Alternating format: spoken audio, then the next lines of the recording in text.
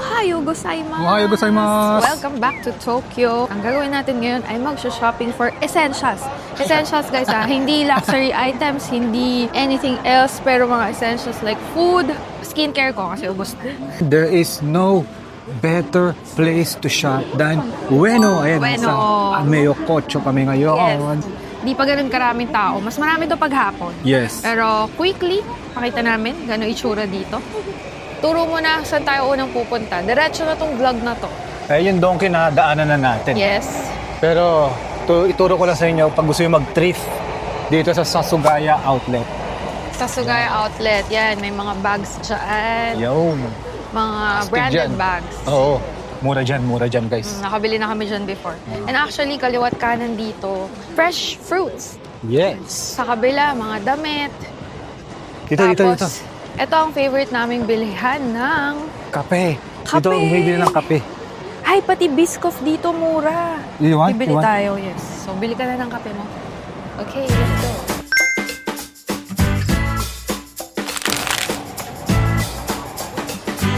French rose? Hi, dozo. Ay. Dozo. Hindi ka talaga sa'yo, man. Arigatou gozaimasu. Ang bango. Oh. Smells so good. Bibili tayo ng Biscoff. Parang mura siya dito. Around 380 yen. Budol secured agad dito sa PB Already Tare. bought here delicious coffee. Yes, thank you. Arigatou gozaimasu. Thank you. Yay! Dito Yay. yan guys. Dito kami bumibili ng kape. Mura lang dyan. At I think pangatlong beses na namin bumili ng kape dyan. Tested naman siya and very good. At iba-iba yung beans na binibili ko dyan pag pupunta ako dyan eh. Mm-hmm. So una, parang mga yung Brasiliata, tapos Vietnam. So sinubukan naman natin to for espresso. Okay, so di ka ang nabili mo is magkaintindihan 400 grams. Oo. 400 grams for 1,800 yen. Yes. Yung nabili ko ay around 280 yen na biscuit. So around 2,183 lahat. Okay, ang next nating pupuntahan ay, ito na, kilala nyo na itong lahat. Don Quixote! Wala nang bago dyan. Favorite din namin mamili dyan kasi nandyan na lahat ng kailangan. Nandyan na yung usual namin mga kailangan. At sabi nila, mas mahal daw siya than mga pharmacies, which is true sometimes, but... Sometimes guys. Pero kasi kung marami kang bibilihin at nasa... kumbaga, gusto mo yung nasa one place na lahat, donkey pa rin for me. Ako rin, kasi parang hindi ka na palipat-lipat. Yeah, pwede kang makamura sa iba, pero mga 10 yen lang, 20 yen. Oo, Dito tapos na. lipat-lipat ka pa. At tapos dito kay donkey kasi may 10% off Oo nga pala. plus 5% off pa yung may coupons. Tapos meron pa yung tax-free. Diba? Yeah. So yun, kaya dito kami namimili. And di namin masyadong iba-vlog. Maybe a few clips lang. After siguro nitong shopping today, papakita na lang namin lahat ng mabibili namin later. Para may idea kayo ano yung mga pwede bilhin, whatsoever, ganun. Yeah, and take note guys usually sa mga donkey at ibang mga stores, bawal kasi mag-video eh. So, ano lang, kumbaga okay lang yung mga picture-picture kasi mabilis lang, ganun. Kasi usually maraming tao. Kaya, ayun, tara, pasok na tayo, mamili na tayo dito sa donkey. At nakalabas na nga tayo ng donkey at ayan na. Ayan na ang budol. Dami. Medyo mabigat at marami. Hindi daw bibili. Hindi, puro essentials naman. Mamaya pakita namin kung ano yung mga nabili. At ang total ay? 30,000 yen. What? 30 ba? Oo. Tapos ano na yun, no? Discounted na yun. Discounted na kasi meron sila sa sa app. Pagka nag-English section kayo doon, may discount ang mga foreigner. Maliban sa tax-free. Kung 10,000 yen, 5% off pa. On top of the 10% na discount na tax-free. Kung 30,000 yen, magiging 7%. So, yun yung hinabol namin. Kaya napamahal kami, pero napamura. Oo. Weird, Gets no? nyo ba? Napamahal na napamura. Pinaabot namin sa minimum nung malaking discount. Pero discounted. Yeah. But, don't worry, ang mga binili natin ay essentials niya. Papakita namin later. Kaya, see you again mamaya-maya.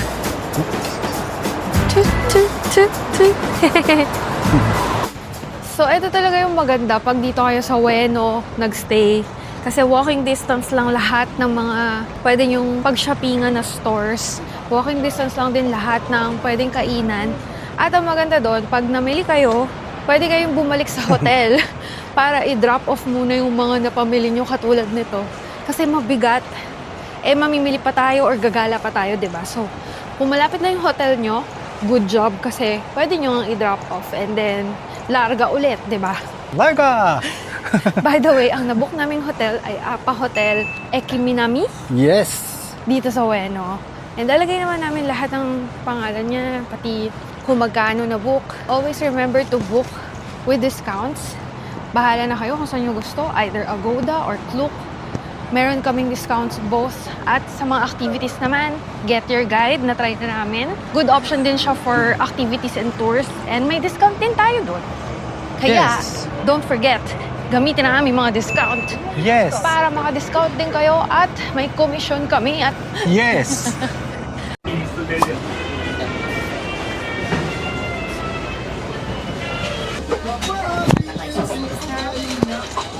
So, nakabili pa kami ng another one ng aming favorite. Laging binibili dito ang Thai patis. Ito, pakita ko sa inyo. Dito yan sa Caldi Farm na lagi namin napipicture na sa vlogs. Parang pang third na to. Kasi favorite talaga namin siya. May lalagyanan pa, oh. Oo nga eh. Para hindi mabasa. Hindi ko alam, yun. para hindi mabasag. Oo nga no. Pero kung gusto nyo ng mga iba-ibang parang food from iba-ibang bansa, meron dito yan sa Caldi Farm. Yeah. Check it out. Check it out! Yay! Kung kanina ay nasa Ueno tayo nagsha-shopping, syempre, dahil shopping vlog nga ito or shopping guide, no? Papakita namin sa inyo isa pang place kung saan pwede mag-shopping ng matiwasay at ng bonggang-bongga. Dito yan sa Asakusa, dito pa rin sa Tokyo. Yeah. Nasa harap namin, ang pinakasikat na Donkey Hotel! Oh, may harmonizing. Siyempre, donkey. Sikat na sikat. Ang ganda niyan, 24 hours yung malaking yan. Okay? Oh. So, kumbaga, kung nakastay kayo sa Asakusa area, pwede kayong mag-shopping anytime. Siyempre, mas konti tao pag gabi, di ba? Oo, tsaka pag weekday. Kasi ngayon, Monday ngayon, Oo. sabi nila, Mark, nakasama namin kanina, ang The Tans Family Explorations. Here come The Tans. Hi ulit sa inyo. Nandito sila nung mga nakarang araw na weekend. Kagabi lang ata. Oo. Matao daw talaga sobra. Well, based on experience, talaga namang mas matao ang mga lugar kapag weekend. Yeah. Kaya, lagi namin sinasabi sa mga simpleng tips namin kung kaya nyo gumala ng weekday, go ahead. Weekday ang piliin. And So, yun na nga. Oo. if sa magwi-weekend kayo dahil walang choice, di ba? Mas maganda Sunday, guys. Kasi usually sinasara yung mga kalsada. Sabi ni Mark, sarado daw to nung Sunday. Kaya nakapag-picture dyan, yung alam, madami kayo. Even nung nakaraan, nag-Akihabara kami, pwede kayo mag-pictorial doon. Okay? So, pwede rin kayo pumunta doon. And, di ba umuulan? Hindi. Ang ganda lang ng lighting talaga dito sa buong Japan actually. Yeah. Well, di pala lahat. May mga countryside na medyo madilim Oo. din. But, Asakusa, grabe. Oo. Nandito na lahat din. Parang Ueno na rin na talagang halos lahat Oo. ng pagsashoppingan ay pwede. 3 coins plus, Ito pa. Kakasabi ko lang. 3 coins plus. Pwede mag-shopping dyan ng mga gamit. Parang siya. Gitna siya ng Daiso and Muji yung presyo. Kasi 300 yen. Mostly yung mga nila. Mga paninda. Ang pangit ng term. And- Yung kailang mga available na bagay. Pasok tayo. Alam bakit? Bakit? May nakita akong pwedeng lang pag-shoppingan na tax-free. Tapos, yung favorite pa natin, supermarket siya. Ito. Check it out. Ayan, no? Bihira, guys, yung may supermarket na tax-free.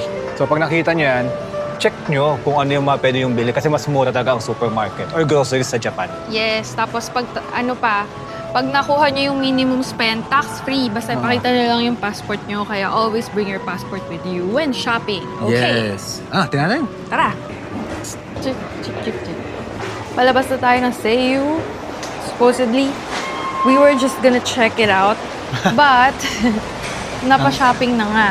Kasi, balak din naman talaga namin bumili ng mga drinks and konting food sa grocery. So, yun. Dinaanan na namin para mamaya ay ililigpit na ang mga gamit. Pero ipapakita namin quickly kung ano yung mga nabili today. Ang dami, di ba? And dyan lahat yan sa isang building. ABC Mart, Rox, Daiso, of course. Yung Seiyu, yun yung binilihan namin ng grocery. Yan, alam nyo na yan. Favorite natin yan. Tapos nandun sa kabila yung donkey kanina. Nakaikot na pala tayo. May Uniqlo din. At may Uniqlo, kitang-kita rin. Balik na tayo sa ating hotel kasi ang bigat ng bitbit. Pero bago yan, kung napanood nyo yung past episode about thrifting, yun din, pwede din kayong mag-thrift and bumili sa mga flea market, Tokyo Flea Market. Panoorin nyo yun. Oo nga pala, may vlog kami ng Tokyo Flea Market na every weekend lang nagkakaroon dito sa Tokyo. Check nyo yun kung gusto nyo mamili ng iba pang super duper mura. At ang daming variations ng mga stuff. True. So, check nyo yun. See you later. Tara, balik na tayo sa hotel. Kasi ang bigat ito.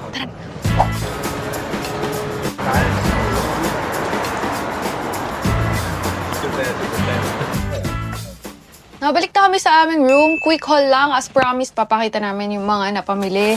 Sobrang bilis lang nito, kaya huwag kayong aalis. Bumili kami ng yogurt. Ako pala, kasi gusto ko matry yung yogurt nila dito. Sana hindi mapanis. And mga grocery items, no? Tapos nag-try ako ng, alam niyo na to, it's the famous emoji. Yung tatlong, dango. Yan, para mas kita. Oh, cute, di ba? More grocery items from Seria Grocery. Mga pagkain, mostly mga pang kitchen. Tapos mga soft drinks bumili kami kasi may masarap na soft drinks kaming bagong na-discover. Tawag sa kanya ay... Nope. Masarap siya, as in. Wasabi, ano pa ba? Mga miso soup, ganun. Perfect pang pasalubong for yourself or sa mga family nyo. Go to the grocery stores, okay? Next, from Donkey, mga skincare naman.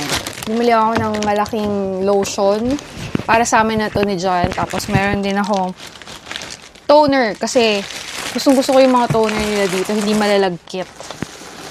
From Donkey as well, mga pagkain. Ito, masarap to guys. Pag nakita nyo to, try nyo to.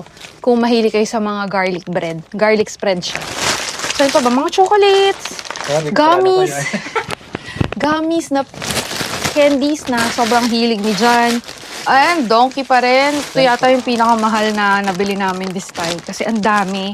Dahil nag-hoard kami ng mga collagen, multivitamins, tsaka vitamin C. So, pang ilang buwan na to.